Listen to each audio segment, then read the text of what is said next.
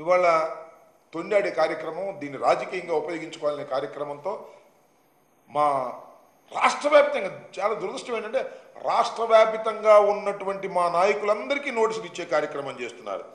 ఆయన ఇదిగో చూడండి, మా వైఎస్ఆర్సీపీ కార్యకర్త తిరుపతి, ఆయనకు నోటీస్ ఇచ్చారు సాక్షాత్ పోలీసు వారు వెళ్ళి.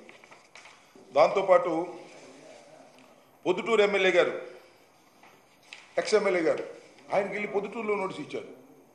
ఏమి తిరుపతిలో జగన్మోహన్ రెడ్డి గారు దైవ దర్శనం చేసుకోవడానికి వెళ్తుంటే వెళ్ళి మీరు పొద్దుటూరులో ఉన్న మా మాజీ ఎమ్మెల్యే గారికి మీరు నోటీస్ ఇస్తారు, పులివెందుల్లో ఉన్నటువంటి మా ఆయన పేరేంటి సురేష్ రెడ్డి ఆయనకి నోటీస్ ఇస్తారు, సతీష్ రెడ్డి గారికి నోటీస్ ఇస్తారు, మిమ్మల్ని హౌస్ అరెస్ట్ చేస్తున్నామని అంటారు. ఏందబ్బా ఇది నాకు అర్థం కాలేదు.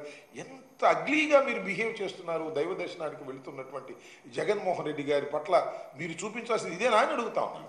రాజకీయం నుండి చూసుకుందాం, వేరే లడ్డు చుట్టూ దర్శనం చుట్టూ డిక్లరేషన్ చుట్టూ రాజకీయం తిప్పి మీరేదో బాగుపడాలనో రాజకీయంగా లబ్ధి పొందాలనో ప్రయత్నం చేస్తే దానికి మీరు తప్పనిసరిగా భగవంతుడు శిక్ష మీకు వేస్తాడు, ప్రజలు కూడా మీకు శిక్షిస్తారనే విషయాన్ని దయచేసి మర్చిపోవద్దని, ఇది దైవభక్తి ఉన్నవారు ప్రజాస్వామ్యవాదులు అందరూ కూడా ఇలాంటి చర్యల్ని ఏదైతే అరెస్టులు చేసి నోటీసులు ఇచ్చి నిర్బంధం చేసి 10,000 మందితో దర్శనానికి వెళ్తున్నారని రాశారు. దీనిలో ఒకదానిలో నాకు ఆశ్చర్యం వేసింది.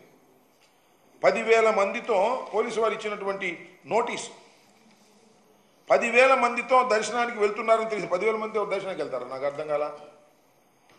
అన్నీ ఏదో ఒకట కట్టు పురాణాలు కల్పించి ఈ విధంగా చేయాలనే ప్రయత్నం చేయడం చాలా దురదృష్టకరమని, దీన్ని ప్రజాస్వామ్యవాదులు, హిందుత్వవాదులు, లౌకికవాదులు అందరూ ఇలాంటి చర్యల్ని ఖండించాలని, చంద్రబాబు నాయుడు గారు దైవాన్ని సైతం రాజకీయంగా వాడుకునేటటువంటి అగ్లీ చేష్టలను ప్రజలు నిరసించాలని ఈ సందర్భంగా కోరుతున్నాను.